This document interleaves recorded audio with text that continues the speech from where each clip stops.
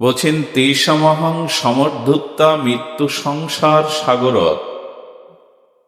এই মৃত্যুময় সংসার সাগর পাড়ি দেওয়া কারো নিজ শক্তির পক্ষে সম্ভব নয়। এখানে ভগবান বলছেন আমি পার করব, কারণ আমি পারাপারের কাণ্ডারী, এবং সেটা অচিরাত বলেছেন, বিলম্ব নয়। অচিরাত আমি তোমাকে পার করব, কিন্তু তার জন্য চাই তুমি তোমার মনের আবেশ আমাকে দাও। একটি কি সার কথা যে আমাদের মন ভগবানে কি করে আবেশ আসবে, সেই মনের আবেশ কি করে আসবে, সেই কথায় আজ আমরা মহাপ্রভুর কৃপায়, আপনাদের অনুকম্পায় সেটি আস্বাদনের চেষ্টা পাব। সুধীজন, মনের আবেশ ভগবানে তখনই আসবে যদি ভগবানের সাথে আত্মীয়তা হয় আমাদের। দেখুন, ভগবানের থেকে আরো বড় মাধুর্যময়, আরো অনন্তময় নাম। এখন ভগবানের থেকে তার নাম বড়, কিন্তু নাম নিলে একটা মানুষের নাম ধরে আপনি ডাকলেন, কিন্তু সেই ডাকের মধ্যে অনুরাগ কখন জন্মায়, প্রীতি কখন জন্মায়? অনেকের নাম ধরে তো ডাকি, তাকে হয়তো পাওয়া যায়, কিন্তু সেই ডাকটার মধ্যে অনুরাগ থাকে, আবেদন থাকে, প্রীতি মাখানো থাকে, যদি সেই ব্যক্তি যাকে ডাকছি তার সাথে আমার আত্মার আত্মীয়তা থাকে, সেই ডাকটার মধ্যে একটা মনোনিবেশ থাকে কিনা, যিনি আমার অত্যন্ত প্রিয় ভালোবাসার মানুষ, তাকে যখন আমি ডাকি সেই ডাকের মধ্যে অনুরাগ থাকে কিনা।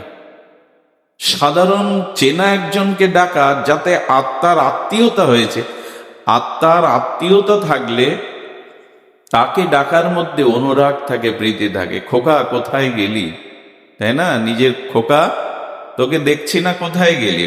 পাড়ার কোনো বালককে কি এইভাবে ডাকে পিতা? ভগবানের সাথে সম্বন্ধ হলেই তার নাম ধরে ডাকতেও একটা আত্মার আবেশ আসবে, প্রীতি আসবে। আমরা নাম নেই ভগবানের, কিন্তু অনুরাগ নেই কেন? আত্মীয়তা নেই। তাই ভালোবাসার মানুষকে ডাকতে গেলে একটা প্রীতি থাকে না? সেখানে থাকে। এই প্রীতিটা আসবে কি করে? আত্মীয়তার মাধ্যমে। আত্মীয়তাটা তখনই হয়, দেখুন, ফুলগুলোর সাথে সুতোর আত্মীয়তা হয় যখন মালা হয় গাছে। সুতোর সাথে ফুলের কোনো সম্বন্ধ সকালে ছিল কি, যখন গাছে ফুলগুলো ছিল আর সুতো সুতোর জায়গায় ছিল? সুতা এবং ফুল ভিন্ন ভিন্ন জায়গায়, এদের মধ্যে সম্বন্ধ আত্মীয়তা কেন হলো? যখন ফুলগুলিকে গাঁথা হলো। এবং আমরা যেদিন ভগবানের নাম রূপ লীলার সাথে গেঁথে যেতে পারবো, তখনই সম্বন্ধ হয়ে যাবে। ভগবানের নাম রূপ লীলার সাথে যদি আমরা গেঁথে যেতে পারি, এর সাথে নিজের মনটা, অনুরাগটা যুক্ত করতে পারি, তখন সম্বন্ধ হয়ে যাবে। ফুল তখনই মালা হয় যখন সুতোর সাথে তার আত্মীয়তার সম্বন্ধ হয়। ভগবানের নাম রূপ লীলা কথার সাথে যখন আমরা একীভূত হব, তখনই ওই অনুরাগটা, আত্মীয়তা বোধটা আমাদের আসবে। এই যেমন আপনারা সেই কপিলমুনি, পাটকেল ঘাটা, কোথায় মনিরামপুর, এই দাদারা কোথায় গাড়ি রেখে আর হেঁটে হেঁটে কাদা ঠেলে আসছেন কেন? তাদের তো এখানে কিছু পাওয়ার নেই, কিন্তু ওই যে তার নাম রূপ সাধুমুখে শুনতে শুনতে একটা আত্মীয়তা, একটা আপন আত্মার বোধ জেগেছে। তাই থাক কাজ কর্ম সংসার, কায় ক্লেশ থাক, ছুটে যে যেতেই হবে। প্রিয় ডেকেছে, তার নাম রূপ ডেকেছে, ছুটে তো যেতেই হবে। এই অনুরাগ, আত্মীয়তা ভগবানের দিব্য নাম রূপ মাধুর্য লীলাকথার সাথে যুক্ত হলে আত্মীয়তা আমাদের মাঝে আসে। সুধীজন, অপূর্ব রামচরিত মানুষের একটা তত্ত্ব আপনাদের জানাই, আপনারা কৃপা করুন। দেখুন, সবাই বলে ত্রেতা যুগে, দাপর যুগে ভগবানের লীলা, সেই লীলা এখন আমাদের স্মরণ কীর্তন করে কি হবে? কিন্তু বলুন তো, আমরা যদি রাম বলি, কে এই রাম? যদি বলি আত্মাই রাম, বলি না আত্মারাম? আত্মাই কে? এই আত্মা দ্বাপার যুগের আত্মা, ত্রেতার যুগের আত্মা, 20 বছর আগের আত্মা, এখনের আত্মা আলাদা হয় কি? তা আত্মাই যদি সর্বক্ষণে বর্তমান চিরনূতন থাকে, তো ভগবান পুরানো হয় কি? তাহলে রামকে আত্মাই রাম। আচ্ছা, আত্মা যদি রাম হয়, আমি আগে বলেছি ভগবান পাওয়ার থেকে হৃদয়ে শান্তি পাওয়াটা আরো দরকার। ভগবান পাওয়াটা বড় নাই, বড় হলো চিরস্থায়ী হৃদয়ে শান্তি পাওয়া। রাবণ ভগবানকে পেয়েছিল, কংসও পেয়েছিল, হৃদয়ে শান্তি। কোনটা বড়? শান্তি বড় না ভগবান বড়? শান্তিই বড়। ঘরে ঠাকুর রয়েছে, 3 বেলা পূজা করছেন, কিন্তু মনে যদি শান্তি না থাকে, বৃন্দাবনে গেছেন, তীর্থে গেছেন, হৃদয়ে যদি শান্তি না থাকে, আসলে ভগবানের থেকে বেশি প্রয়োজন মনে। এটা আমরা না মানলেও কিন্তু চাই, ভগবান আছেন, ঘরে বিগ্রহ রূপে আছেন, কিন্তু শান্তি না থাকলে ভগবান, তীর্থ, ধাম এগুলো মনে আসতে চায় না।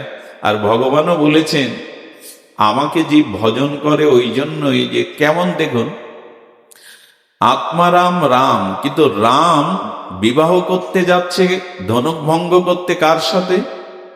রামচন্দ্র ধনুক যজ্ঞে ধনুভঙ্গ করে কাকে যাচ্ছে বিবাহেতে? কথা বলুন, কাকে যাচ্ছে? সীতাকে। অর্থাৎ আত্মারূপ রামও সীতাকে চায়। সীতা কে জানেন? সীতা মানে শান্তি, সীতা মানে ভক্তি। অর্থাৎ আত্মাও শান্তি চায় কিনা? আমাদের আত্মা কি চায়? শান্তি চায়। রামচন্দ্র ধনুক ভঙ্গ করে কাকে চাইছে? সীতা মানে শান্তি, সীতা মানে ভক্তি। আমাদের প্রত্যেকের জীবনে সীতার প্রয়োজন, ভক্তির প্রয়োজন, শান্তির প্রয়োজন। কিন্তু রামচন্দ্র গেলেই গলায় তো সীতামা মালা দেবেন, একটা শর্ত আছে। খুব মার্মিক কথা, দার্শনিক কথা। রাম ভগবান হতে পারে, সীতাকে চাইতে পারে, কিন্তু পেছনে একটা শর্ত আছে মাঝখানে। শর্তটা কি? ধনু ভঙ্গ করতে হবে, তা না হলে সীতা তার গলে মালা। আমরা শান্তি চাইছি, ভক্তি চাইছি, কিন্তু মাঝখানে আমাদেরও একটা পরীক্ষা আছে। ওই পরীক্ষায় কিন্তু আপনি যদি বিজিত না হন, তাহলে আপনি শান্তিরূপ সীতাকে, ভক্তিরূপ সীতাকে পাবেন না। এই ধনুকটা আসলে কি? দেখুন, এই রামায়ণ মহাকাব্য এগুলি গল্প নয়, কাহিনী নয়, এগুলো আমাদের সব জীবন দর্শন। এভাবে বুঝতে পারলে জীবনটা অন্যরকম হয়ে যাবে, ভগবানের প্রতি আপনার অনুরাগ জন্মাবে। এই ধনুটা হলো ভগবান শঙ্করের। শঙ্করের আর এক নাম অহংকার তত্ত্ব। মানে আমাদের এই অভিমান অহংকার না, অহংকার তত্ত্ব ভগবান শঙ্কর, ওনারই রাখা ওই ধনু। ওখানে অনেক রাজারাও এসেছিলেন, বড় প্রতাপশালীরাও এসেছিলেন, কিন্তু ধনু, রাবণও এসেছিলেন, কিন্তু ধনুভঙ্গ করতে পেরেছিল? পারিনি। ভগবান রামচন্দ্র ধনুভঙ্গ করে জগৎকে জানাচ্ছেন, আমার মতো আত্মা রাম, তোমাদের আত্মা যদি শান্তি চায়, ভক্তি চায়, তবে ধনুভঙ্গ করো। এই ধনুভঙ্গটা আর কিছু নাই, নিজের অহংকার ভঙ্গ করা। যদি অহংকারকে ভেঙে দিতে পারো, 2-3 খণ্ড করে দিতে পারো, তখনই তুমি শান্তিকে। আচ্ছা, আজ পর্যন্ত অহংকারী ব্যক্তি হৃদয়ে শান্তি পেয়েছে, একটা প্রমাণ দিন। আচ্ছা, লক্ষ্য করুন তো, ওই মামনিকে মোবাইল টিপতে নিষেধ করুন ওদের, এদিকে ধ্যান দিন। আচ্ছা, ভগবান রামচন্দ্র সীতাকে চাইছে ধনুভঙ্গ করে, মানে অহংকার যেদিন আমাদের ভঙ্গ হবে, অহংকার কাউকে শান্তিতে থাকতে দেয় না, এই কথাটা আজ লিখে নিন। অহংকার কাউকে কখনো শান্তিতে থাকতে আজ পর্যন্ত দেয়নি, ভবিষ্যতে দেবেও না। কিঞ্চিত অহংকার যার মধ্যে আছে, সে শান্তি পেতেই পারে না, ভক্তিও তো দূরে তার। দৈন্য ছাড়া, দীনতা ছাড়া, নিরহংকারী ছাড়া শান্তিও পাওয়া যায় না, ভক্তিও পাওয়া যায় না। দেখছেন না, আচার্যগণ, রূপ সনাতন, আমাদের ঠাকুর মশাই সবসময় বলছেন, আমি অধম, আমার কিছুই নাই, আমি কাঙাল, এ বলছেন কিনা? তো এই দেখুন, ভক্তিকে পেতে গেলে, শান্তিকে পেতে গেলে 5টা জিনিসের বাধা দূর করতে হবে। কতগুলি খুব মার্মিক কথা। ঘুমাবেন না, সামনে কেউ অলস প্রকাশ করবেন না, ধ্যান দিয়ে শুনুন। বাধা কয়টি? ভক্তিকে পাওয়ার জন্য, প্রেম ভক্তি পাওয়ার জন্য বাধা 5টি। তার প্রথম বাধাটা হলো জাতি গর্ব, মানে আমি উচ্চকুলে জন্মেছি। এই জাতির গর্ব যদি থাকে, আমি উচ্চকুলে জন্ম, আমি কাউকে প্রণাম করি না, সবাই আমাকেই প্রণাম করে, আমি প্রণাম পাওয়ার অধিকারী। আর ব্রত ত্রত পায়ের ধুলো নেওয়া এটা আমার কাজ না। আমি যে কুলে জন্মেছি আমি শ্রেষ্ঠ, আমার শ্রাদ্ধ 11 দিনে, আমি সামবেদীয়, আমি অমুক। এই জাতি গর্ব থাকলেই কিন্তু শান্তির পথে, ভক্তির পথে এক বাধা। খুব মন দিয়ে শুনতে হবে, 5টি বাধা। এবং এই বাধা প্রমাণ জগতে বহু আছে। এই জন্য শবরী মা পূর্বজন্মে মহারানী ছিলেন। কি ছিলেন? মহারানী। আর মহারানীকে আপনাদের মতো মাটিতে বসে সৎসঙ্গ করার সুযোগ পাবে? যিনি মহারানী রাজ্যে, রাজা তাকে যেতে দিত না। তুমি কি সাধারণ? তুমি সবার মধ্যে গিয়ে বসবে? তো দয়া করে তাহলে বৃন্দাবন থেকে সাধু এনে বাড়িতেই আমাকে সৎসঙ্গ করার সুযোগ দাও, এইটুকু তোমার কাছে প্রার্থনা। এখন রানী তার কথা রাখতে গিয়ে বৃন্দাবন থেকে মহারাজ এনে একটা কুটির তৈরি করে 1 মাস ওখানে সাধু সেবা, হরিকথার ব্যবস্থা করেছিলেন। লোকের মতো পিপাসার্ত হয়ে হরিকথা শুনে 1 মাস পরে যখন মহন্ত বিদায় হবে, চরণে লুটিয়ে পড়েছে, বাবা আমাকে একটু আশীর্বাদ করে যান, 1-2টি বর দিয়ে যান। সাধু বললেন, রানী হয়েও তোমার এত অভিমান, রানী হয়েও তোমার হরিকথা এত আসক্তি, তবে বর চাও। বললেন, বর দিন যাতে তাড়াতাড়ি আমার মৃত্যু হয়। সাধু বাবা বললেন, তুমি তো বিপরীত বর চাইছ। সবাই দীর্ঘদিন বাঁচতে চায়, তুমি উল্টো মৃত্যুবর চাইছো কেন? বলি, তোমার চাওয়াটা একটু ভুল হলো কি না? বললো, না বাবা, উনি চাইছেন এই রাজপুরীর মধ্যে রাজমুকুট পরে রানী।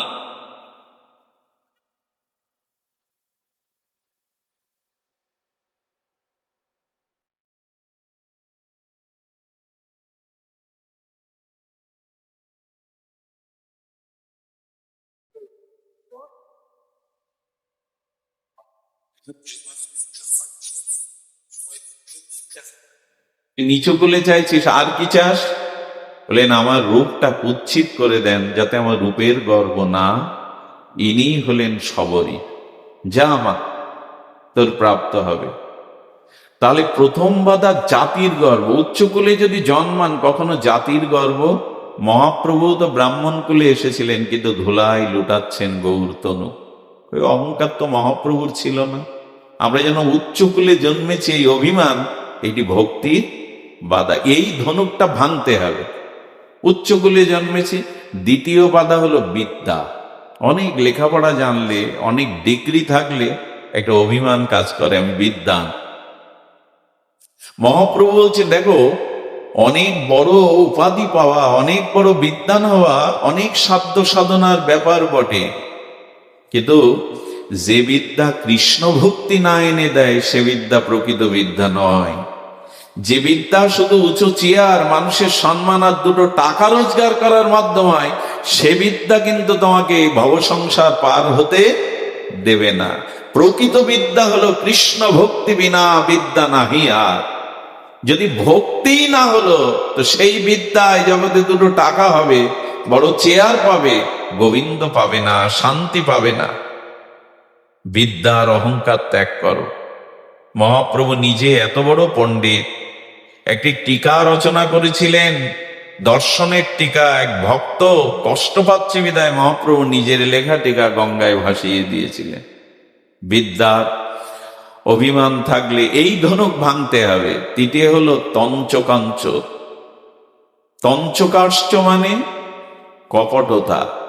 সরল হৃদয় ছাড়া শান্তি পাওয়া যায় না। শিশুদের দেখবেন, আপনি চড় মারলেন, 5 মিনিট পর চকলেট দিলেন, আপনার সেই চড়ের কথা ভুলে আপনার কোলে উঠল। ওরা অত কঠিন ভাবে মনে রাখে না, সরল তো। সরল না হলেও আবার ভক্তি পাওয়া যায় না।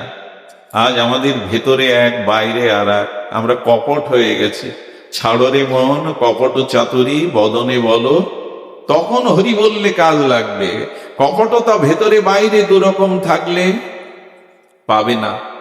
কপট আর কপট, কপট মানে ঘরের দরজা, ভেতর থেকে দরজা বন্ধ থাকলে আপনি যাবেন কি করে?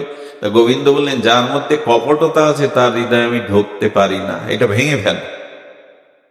সবসময় কঠিন হতে চেষ্টা করবেন না, সরল হতে চেষ্টা করবেন, দেখবেন শান্তি পাবে। এই জন্য শিশুদের সাথে খেলতে খেলতে মনটা আনন্দ পায়, কারণ জানেন ওদের কাছে তো সরল হয়ে মিশতে হয়। কঠিন হয়ে কি বাচ্চাদের সাথে খেলা যায়? সরল হলে ওদের পর্যায়ে নেমে আসলে আপনি দেখবেন শিশুদের সাথে খেলতে কথা বলতে মানুষ আনন্দ পায়, সরলতা গুণ প্রবেশ করে। চতুর্থ বাধা হলো রূপ। চতুর্থ বাধা হলো রূপের গর্ব কখনো করবেন না। যে পৃথিবীর এই অন্যতম শ্রেষ্ঠ রূপবতী বা রূপবান, শরীরে এমন এক যাদের কিডনি ডায়ালিসিস করে, যাদের দুরারোগ্য ব্যাধি ক্যান্সারে থেরাপি দেয়, দেখবেন তাদের রূপ কোথায় চলে যায়। এমন একটা রোগ হলো থেরাপি দিলে চুলগুলোই মাথা থেকে পড়ে গেল না।